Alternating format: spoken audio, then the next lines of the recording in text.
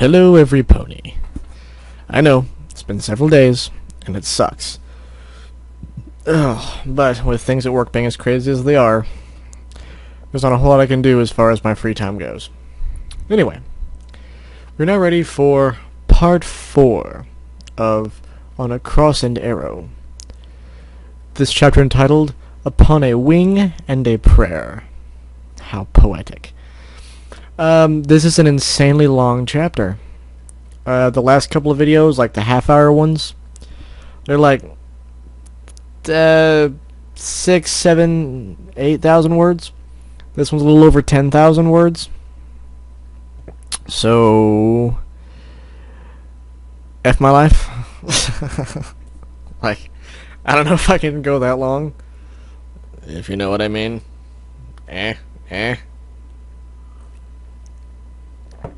Alright. Yay, alcohol. Okay. We're gonna try it and see what happens. I'm still feeling a little under the weather-ish with the sinuses and stuff, so sorry if I'm not 100% on my game, but we're gonna try this anyway. Alright. Upon a Wing and a Prayer. Rainbow Dash sneezed. It was the second day of their living in the odd, gender-swapped dimension, and the blue mare was bored to tears. The morning had dawned uneventfully, and though she had originally had the mindset to treat the odd turn of events as a vacation of sorts, she realized that remaining cooped up beneath the hedge was of absolutely no interest to her. "Ugh!" she groaned, rearing her head back and flapping her wings restlessly for the 5th time in twice as many minutes. "I can't stand this! I gotta do something, Twilight, or I'm gonna go stir-crazy!" Applejack glanced from her sitting spot over to the book filly, who was currently engrossed in the local copy of Supernaturals. "Y'all may want to listen to her, Twi. I've seen her stir crazy, and it ain't pretty." Twilight did her own groan as she set the book down. "Look, for the last time, we are not stepping hide nor hair nor hoof outside of the hedge for the remainder of our stay here, unless it's absolutely necessary."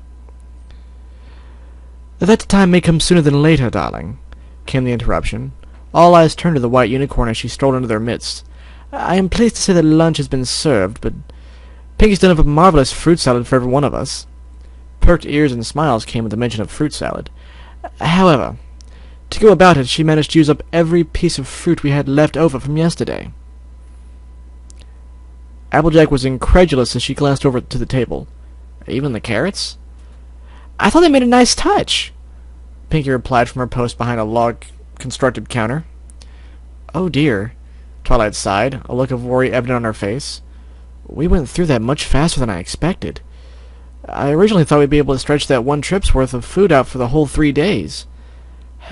How did we go—" Dash rolled her eyes. "Think about it, Twi. When a pony can't do anything but stay cooped up inside and have nothing to do besides reading, writing, and losing to Pinky at 23 consecutive matches of tic-tac-toe, what's the only other really exciting activity?" "Eating," Fluttershy replied from her own corner of the table, already nibbling at her bowl. "They're right, darling," Rarity added, giving the lavender pony an imploring look. "I know, Twilight, I fear for the sake of all of reality, but you must understand. I also fear for the state of our figures if we simply let ourselves continue to gorge out of boredom. I can already feel the calories going straight to my flanks," she whined, giving her rear a small shake. Twilight face-hoofed, but then directed her eyes downward. "Sorry, guys. I didn't think that the act of waiting it out would be so hard on you." Applejack got onto all fours as she walked over and nuzzled the student. "It's all right, Twi. We're just not used to staying indoors at all hours and distracting ourselves with reading like you are. We're active ponies. At least Pinky, Dash, and I are." There were sounds of agreement from all present as Twilight gave them all gazes of gratefulness. She began working on a solution to their newest problem. "Okay, if that's the case, then here's what we're going to do. Every pony still have some bits left?" There were nods. "Good. Later this evening we'll have some pony else head into town and do more shopping." "I'll go!" Rainbow Dash eagerly enthused, both hooves waving in the air. No you won't," Twilight stated, letting the Pegasus deflate like a balloon. "Sorry, Dash, but if your male self here is anywhere near as prolific and active as you were back in Ponyville, then you're going to get looks.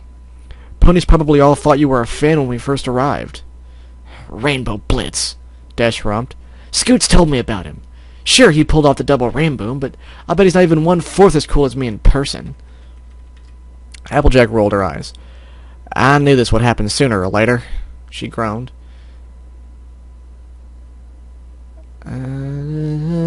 Okay, lost my place, sorry. "Applejack." She started at the mention of her name. "I'm going to hand the shopping delegation to you. You know the marketplace as well as any pony, and you know how to make a deal. Stretch our bits as much as you can, alright? We're going to try and make this our last trip." The unicorn gave an even gaze to all present. "Okie dokie Loki," Pinky replied, bounding over to her table. "Now stop being such a bunch of coiled marina boxes and get over here and eat already. These salads won't enjoy themselves." The fillies did just that, as they gathered round and dug in. The carrots were a nice touch. Rarity had managed to come up with a way to keep the majority of their group busy. That way was a new dress. She had cannibalized some of the blankets she had brought, and asked Fluttershy to model for her. Applejack and Pinkie Pie helped out in whatever ways they could. That just left Twilight, who had picked back up where she left off in her book, and Rainbow Dash, who was still bored to tears. She bit back a yawn as she stole a glance at the small concealed opening, trying to gauge the angle of what little light permeated it. "What time is it, Twi?" The student looked at the few sunbeams herself, thinking, "It's probably noon. Not quite time to send AJ off shopping yet." The Pegasus groaned. "Fine, whatever. I guess I'm going to take a nap. Wake me when the world ends." She laid her head down on the blanket she'd been resting on. "It's not that bad," she thought to herself. "Twilight doesn't mind naps. Besides, this is probably around when I usually take my nap anyway." A brainwave snapped her eyes open as her mane and tail suddenly stood on end. A split second later, Twilight let out an okay, as a blue filly suddenly interjected herself between the unicorn and her book. "Twilight!" she started evenly. I need to go fly! Now!" Twilight let out a breath. "Dash, we've been over this. I'm not letting—" "No!" Rainbow interrupted, suddenly taking the purple one's head in both her hooves. "I need to go and fly now!" Deep lavender orbs met rose-colored ones with a pinch of trepidation. This wouldn't happen to be that stir-crazy stuff that Applejack mentioned earlier, would it?" she asked, the voice tinged with a touch of fear. The Pegasus let go of her head in surprise. "What? No, I'm not that bad off yet." She then leaned in real close, touching snouts with the student. "But believe me when I say, if you want to keep me manageable, then you've got to let me go now, or I'll have to stay cooped up here until this time tomorrow." "Why?" Twilight stammered. The commotion had gathered the rest of the filly's attention. "Why right now?" "Because it's my nap time." Silence reigned for a few seconds. "Beg pardon?" Applejack asked. "Well, if the other me in this world is anything like the real me," she got out of the unicorn's face and turned to her friends, "then right about now, and for at least the rest of the afternoon until 5, he'll be napping. And if he's napping, I'll be able to go out there and stretch my wings and stay out of sight of every pony else. If they do see me, I'll be so high up, they'll just think I'm him instead, getting a little extra practice in." Rarity blinked. "Wow, that's actually quite crafty, Dash. Still risky as all, but crafty nonetheless." "Sounds plenty reasonable if you ask me," the farmer opinioned, before logging her green eyes with Twilight's, ones that seemed to say, "Please say yes." "Well, Twi?" Dash asked, turning back to the unicorn, bouncing in place. "What do you say?" For a long minute there was no answer. On the one hoof, she didn't want to have any more damage happen to the timeline than was already done. On the other, she could tell that AJ was really leery of keeping the Pegasus cooped up. Maybe it would be better if she allowed her out. Besides, she had to admit it was a sound plan. "Well, I guess—" Rainbow Dash didn't even wait for the rest. Twilight gagged as she was suddenly hugged, then struggled to stay on her feet as a multi-hued tornado erupted from her sitting position, the rainbow contrail leading directly to the hedge's exit. This was freedom. For the moment, Rainbow Dash cleared her mind of any weirdness that she had seen and witnessed these past few days. Right now it was just her, the clouds, and the sky for miles around. "Oh, sweet equestrian airspace, how I've missed you!" she yelled out, performing an Immelman loop out of pure joy. The speed and wind in her mane was all she needed. It was an essential part of her diet, much like apples or carrots would normally be. She needed flight to stay alive.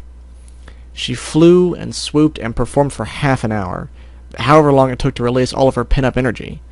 When her wings finally demanded that she take it easy, she found a stray cloud to alight on and nestled herself down onto it.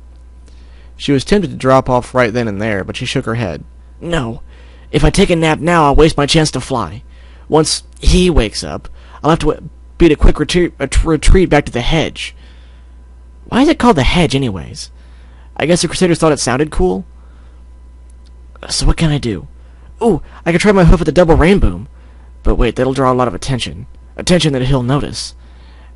And know it wasn't him who did it. She had to smile at herself. If there was any pony who she knew how to think like, it was herself. Well, I suppose I could do a little reconnaissance. I am supposed to be Agent D, after all. Maybe I'll check out the library, see if Dusk is really as much of an egghead as Twy. Or I could spy on the boutique and see if Rarity's double is every bit as prissy and frou-frou as she is. Or maybe... She said out loud to herself. She knew that whenever she napped, she usually would do so on a cloud, or in one of the many trees of Sweet Apple Acres. She only ever slept at her own house at night. Grinning like a fox in a hen house, she lifted off the cloud and directed herself towards a far-off, familiar cloud structure. And paused for a drink.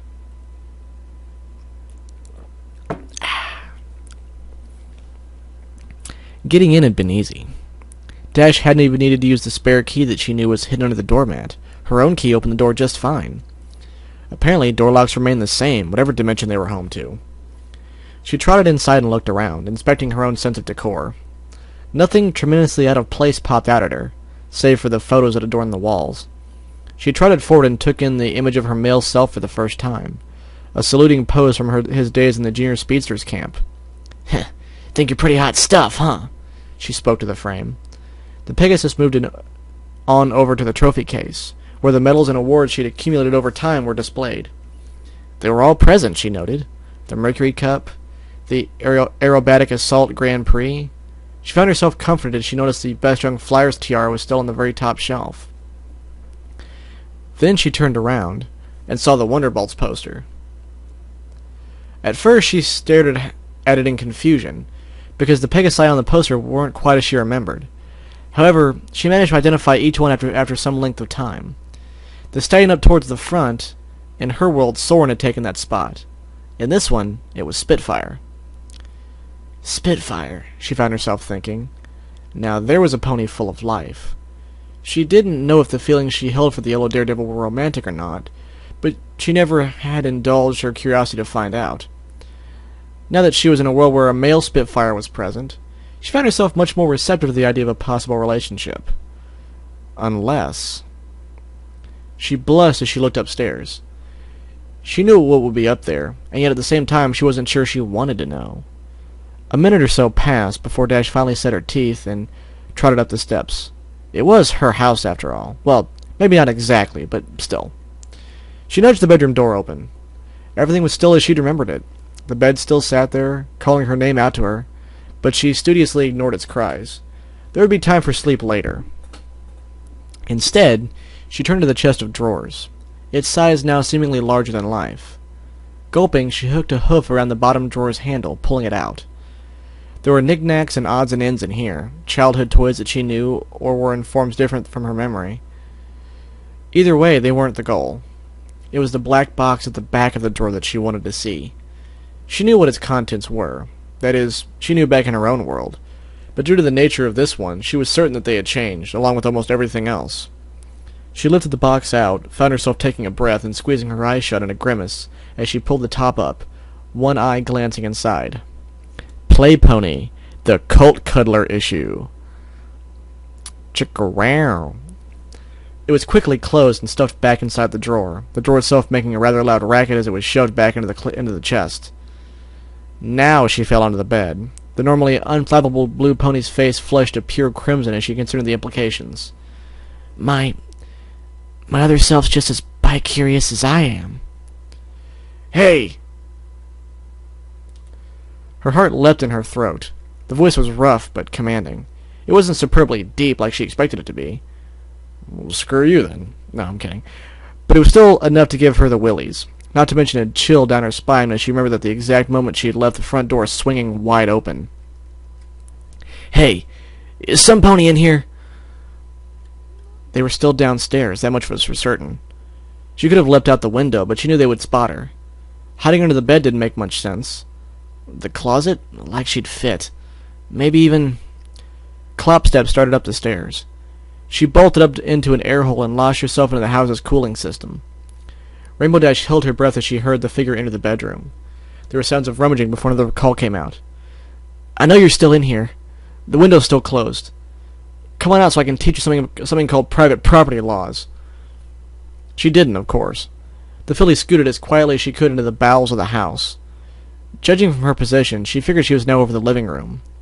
A screened air hole allowed her to peer down and confirm her location. It also allowed her a good look at the sky-blue stallion who was making his way back down the stairs. Wild rainbow mane flailing about as his rose-tinted eyes searched the premises for the intruder. Snorting, he stomped a hoof on the floor. Come on! Show yourself! I'm not afraid of you! Now that she was actually seeing him for herself, she found her body reacting in a way she hadn't expected. That was to say, she was feeling a rock at the bottom of her stomach, weighing her down. The same weight that she had felt back at the Young Flyers competition. But I am afraid of you, she realized with shock. I don't know why, but I'm afraid of you. Some more moments of silence passed in the house, as the cold below seemed to calm down. You're one of those weird ponies that Dusk was talking about, aren't you? He challenged the quiet. Didn't make much sense to me at the time. Hey, it still doesn't make much sense. Whatever it is. He thinks Fluttershy is one of them. Is that who's there? Is that you, Fluttershy? The words only served to increase the sense of dread that Dash felt. So they knew about them. They knew Fluttershy's name. Twilight would have a fit. Fine, he said nonchalantly at last. See if I care. There's ways to get criminal ponies to come out of hiding. There's the official way. He casually strolled to the center of the building before taking to his wings. And then there's the Pegasus way. And right then he began to fly around in a circle.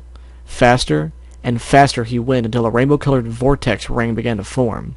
Slowly but surely it began to expand, the cumulus making up the floor slowly dissipating, being sucked up, almost like... He's going to destroy his own house to get to me, she realized. For most Pegasi, this was not a big deal. Clouds were plentiful and could easily be obtained for rebuilding the houses, or outright replacing them. However, usually a Pegasus had the foresight to remove whatever fragile objects they had off the premises before demolition. A technicality that the male herd apparently overlooked. Already she could hear the trophy case rattling in the high-speed winds. All those awards and medals. The tiara itself.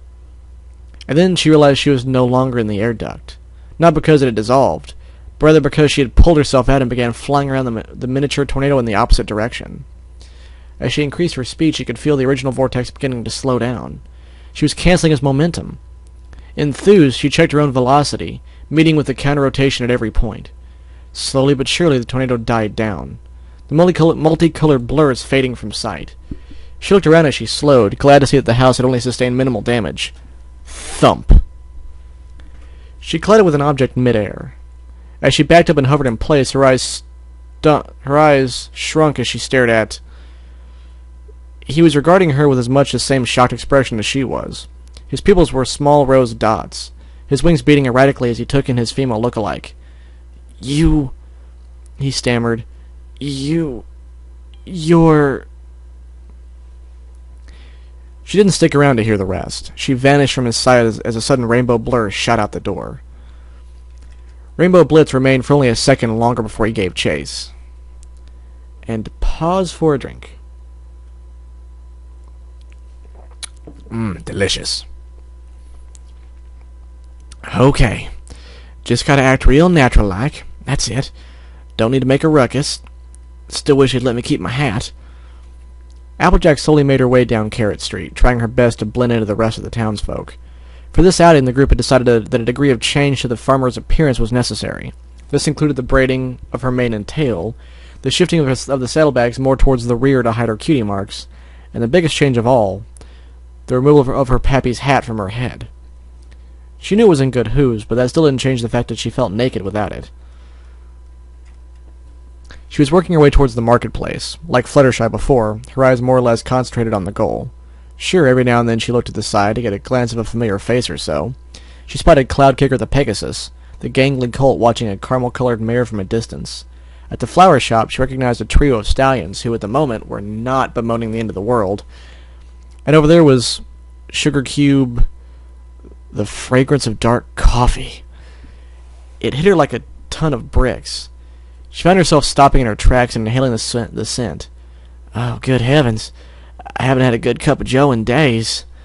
I wonder if the girls will mind me slipping in and grabbing them a tray of muffins or so. With a small amount of trepidation, she trotted inside the bakery. The familiar smells of cupcakes fresh from the oven filled the air as her eyes roamed the piles of pastries lining the counters. Already she was feeling closer to home. At least, until she heard her voice go, "Oh, hello there!" She turned around and spotted Mrs. Cake. Or was it? She had to do a double take. A Mrs. Cake double take.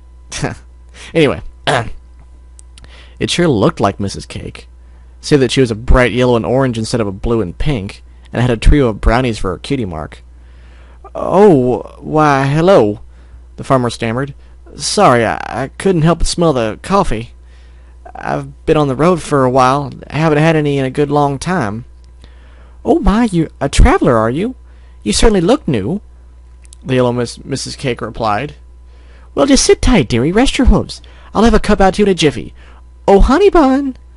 "Yes, sugar muffin?" A blue lanky head with a cap on top rose from behind the counter, pink mane sticking straight out. "A cup of joe for our traveling pony here." "Sure thing, sweetie melon." As Mr. Cake trotted to the back to retrieve some brew, Applejack was left sitting with her mind spinning.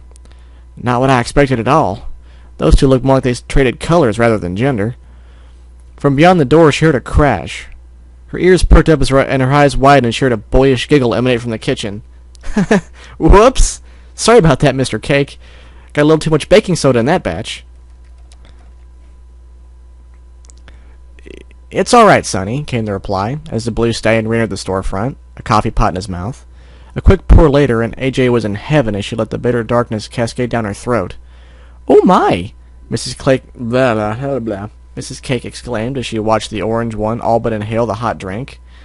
"And with no cream and sugar! You were really aching for it, weren't you?" "Y'all have no idea," came the reply, the mare licking her lips. Another crash sounded from the back of the store, and Applejack found herself talking fast. Can I also get a tray of them blueberry muffins to go? How much do I owe you altogether?" "Oh, at least 6 bits for the muffins, but dearie, don't worry about the coffee. That was on the house."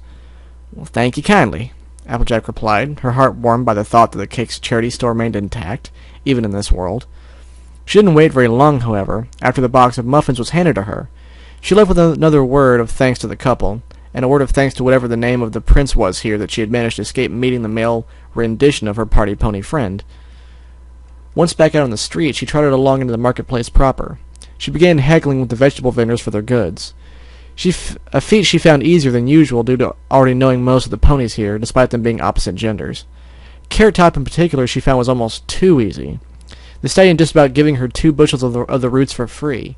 She wasn't quite sure, but she thought she heard him sigh as she departed.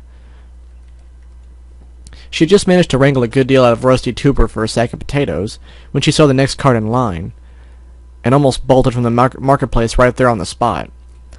A familiar stall was sitting there, the fresh smell of apples and cinnamon wafting from it, as fruit and pies were laid out on its surface. Currently manning the stall was a single yellow cap-wearing colt. He was scanning the marketplace before noticing her out of the corner of his eye. She found herself sweating as he looked her over, his eyes lighting up in recognition. He began waving at her to come join him. Slowly but surely, she began marching her hooves toward the Sweet Apple Acres stand. "Cousin JJ!" Applebuck cheered loudly as she approached. "So good to see you again." Applebuck, she replied, her stomach performing flip-flops once again. "Nice to see you, too." "How's the mission going?" the diminutive pony gushed, leaning up on the stall. "I haven't said a word to no pony about it, I swear." It's been doing just fine, Applejack reassured, her eyes looking furtively around. Say, ain't you a bit young to be manning the stall by yourself? I'm not young, he retorted. I'm a big pony now. I keep telling my big brother that, but he don't believe me none. Oh, good Lord, the farmer pony cringed. He sounds just like her. I've got to look at this objectively. He's a boy. He's not Apple Bloom. He's not. But yeah, I'm not alone, the Earth Pony continued, looking off in a disgruntled fashion. Applejack stepped away for a bit, said he'd be back in a minute or so. Hey! He turned those big orange eyes back to her. What brings y'all in town? Tracking down some bad apples? The orange filly's mind raced. Simply excuse herself and leave before her double returned? Stick around and try to grin and bear it? Try to explain things? What should she do? I'm on a mission, she started, voice faltering just a tad. A very complicated mission. Something along the lines of Operation Grocery Shopping. He gave her a flat look. Grocery shopping? Hey, even us agents have to eat. So, how much y'all want for a bushel of them Brayburns? Here the school pony waved her off as he dipped down to retrieve her bag. Don't worry about paying nothing, Cousin JJ. You're family. I insist y'all take however many apples you need, on the house. Applejack found herself touched, the feeling settling her stomach somewhat. Well, that's mighty kind of you, Applebuck. I appreciate that, I really do. He gave her a smile, a pure and familiar grin that looked just at home on his face as it did on another filly untold dimensions away. She tried her best not to burst into tears right there as she began picking out apples to add to the bag. And a couple of these Smiths as well, she stated, pointing towards the bright green fruits. Quickly they were snatched up and dropped in. Where am I? Hang on. Time out. Oh, okay, found it. Oh, hello, Applejack. Without thinking, she instantly replied. Oh, hey there, Sugar Cube. What can I do for you? She quickly placed her hooves over her mouth before glancing around to see who had spoken to her. Before her, she found a butter-yellow Pegasus colt with a shock of pink hair, his head low to the ground. Aww. His eyes widened in surprise as he saw her face. I'm so sorry. I didn't mean to surprise you. I thought you were some pony else. Hey there, Butterscotch, Applebuck piped up, setting the filled bag on the counter. This is my cousin JJ. She's visiting for a spell. He hopped down and placed himself between the two grown ponies, introducing the other male. This is Butterscotch, Cousin JJ. He helps take care of the animals here in Ponyville. So this is Fluttershy's twin, Applejack thought to herself, easily identifying the key mark of butterflies. He looked up at her forlornly, his aqua eyes achieving the same effect that her friends did whenever any pony saw her. Oh, he's cute for a colt. No wonder she had her little old heart go out for him. Hi, Miss JJ, he said softly. Sorry about earlier. I really should have known better. She waved a hoof, her mouth retrieving the bag of apples and stuffing them into her saddle pack. Tain't nothing to worry about, Sugar Cube. Mistakes happen all the time. Oh, good, he replied, a hoof pawing at the ground. You're new around here, right? Can I ask you a question? Both apple ponies raised an eyebrow, but the mare was game. Sure, go ahead. Would you happen to know another Pegasus named Fluttershy? Applejack sighed. Apparently that crush really was working in both directions. However, she relented as a kind smile spread across her face. Maybe. She wouldn't happen to be another yellow pony with pink hair now, would she? Butterscotch's head lifted up, eyes shining in hope. Yes! You know her? We met yesterday at the market. I liked her, and she said she liked me, so I was wondering if I could find her again, but I haven't had much luck. Now his head dipped again. The orange mare leaned down in front of him. You know, I think I can send a message, if y'all would like. Applebuck made a face at the sappy turn of events things were taking, but he was ignored as the Pegasus looked back up at the farmer. That would be nice. Could you tell her that, even though I might not see her again, I'll still always keep her in my thoughts? I think she'll be glad to hear that. I'll be sure to pass it along to her." She raised her head back up, giving the pony a warm smile. "This trip hasn't gone as bad as I thought it would." "Oh, thank you, Miss JJ. And, again, sorry about confusing you with Applejack earlier." "'Tain't nothing big. Like I said. Now, not sure how much I look... Not sure how much like him I really look." "It was rather silly of me.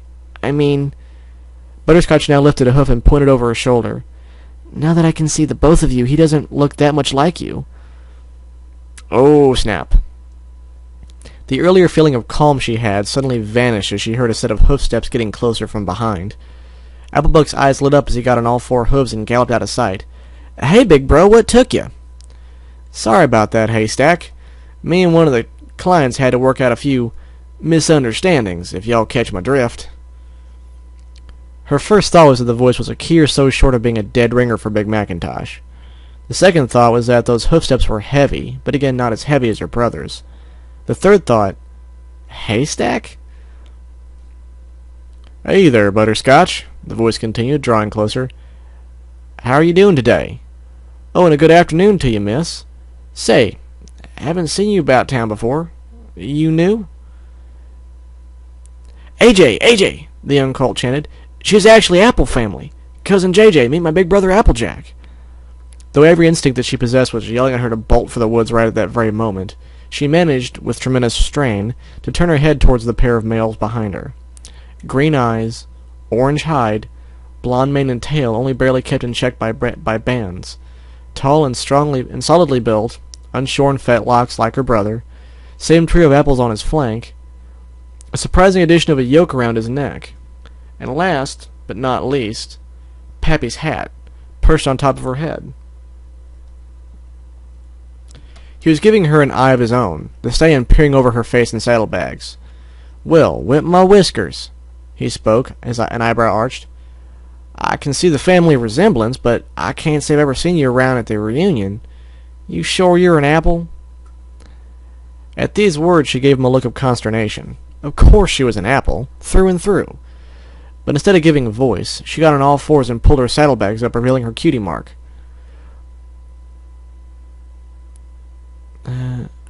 "Oh, she is," Butterscotch cooed. "I mean, Applebuck said she was, but, well, you can never know for sure, right?" He lowered his head again sheepishly. She gave him a smile.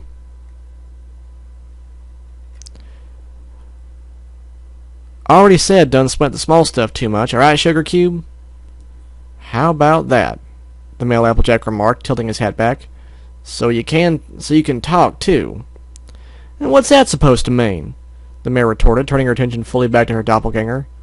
"Course I can talk. Just fine, too. Though certain ponies tend to disagree."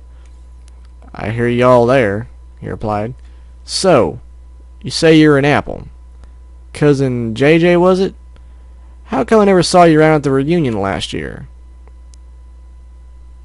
"It's like I told your brother. My farm's clear on the other side of Equestria, much too far to make the trip." "Even farther than Cousin Honeycrisp?" She narrowed her eyes. Cousin Honeycrisp was the farthest relative from Ponyville. Before she said any more, she had to make a mental readjustment. Honeycrisp was originally a mare, so... "That's right. About 50 miles farther. Ask Honeycrisp next time the reunion rolls around, and he'll tell you all about it." "I intend to." The orange ponies were staring each other down something fierce. Applejack knew why. Though she was usually a friendly sort, she would have been suspicious of any pony she didn't know, calling themselves a part of the family. This treatment she was getting from her stallion self did not come as a big surprise to her. Butterscotch and Applebuck continued switching looks between the two, confused expressions on their faces. As the banter began anew, "What's your actual name, anyways? JJ's got to be short for something." Thanks to her encyclopedic knowledge of apple breeds, the answer came quickly enough. "Jonica Jonagold." He blinked. "I thought we already had one of those." "You're probably thinking of Cousin Johnny Red Jonathan. I know he makes it to the reunion more than I do." "Applejack," the yellow pony whined to his brother. "Why y'all gotta be so tough on Cousin JJ? She's family." The draft horse's look of suspicion softened as he regarded his sibling. Sorry, Haystack, but you can't go believing every word some pony says that you hear. I see she got an apple cutie mark, and I can see the old freckles clear as day, but still. He leveled his eyes at her again. I just don't feel right. Like there's something off about you, Cousin JJ. This brought a whole new level of understanding to the orange filly's mind. The feeling in the pit of her stomach had remained throughout their entire exchange, which she had chalked up to simple fear. However, if he was feeling it too, was there something going on here that she didn't understand? Twilight would probably know. However, despite the words against her, she found herself stomping the ground and snorting. I tain't lying, cousin. I'm part of the Apple family just like you and Applebuck. If y'all are really wanting to get serious about it, then I say we hoof wrestle right now and here. Now, the orange equine found himself chuckling. Cousin, I hate to say this, but it ain't my style to go hoof wrestling mares. I mean, do you think y'all can really match up to me? She lowered her gaze as she said, Are you saying my mouth's making promises my legs can't keep? The stallion made as if to affirm the statement, but he paused as the words echoed through his head. His eyes widened as he gave the farm filly another look. Wait, what did you say? Anything else that was said was quickly drowned out as the ponies around the marketplace ceased their hustling and bustling, gasps and gawking suddenly issuing everywhere. Hooves pointed up toward the sky. AJ! AJ! Applebuck cried out, pointing as well. Look at that!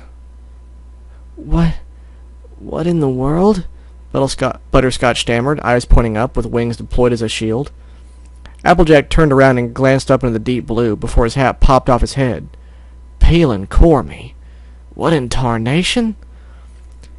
Applejack lifted her head up and saw the spectacle that every pony was gawking at, and instantly knew that things had gone horribly, horribly wrong. Oh, pony feathers. And we're going to stop it there, because I can already feel my throat drying up. So, we are maybe around halfway through the story, I think. Give or take. Somewhere around there. So, like I said, I'm going to stop it here, because I can already feel my throat starting to dry up and get really uncomfortable. Should be able to pick this back up tomorrow, though. Fingers crossed. Anyway, thank you guys for being patient and waiting. I know it probably sucks, like, not hearing from me for, like, 4 days and crap. Even though I'm like, I'm going to try to record more tomorrow, and then, you know, yeah. So, I'm sorry about that. But hopefully things will start calming down here in the next few days. Hopefully. We'll find out. Thank you guys, as always, thank you guys for listening and subscribing and commenting. The channel's getting insanely popular right now. Like, ridiculously popular. Like, a lot. Like, to the point where I might have to consider doing something special, like, in recognition of how popular it's getting. So, holy crap.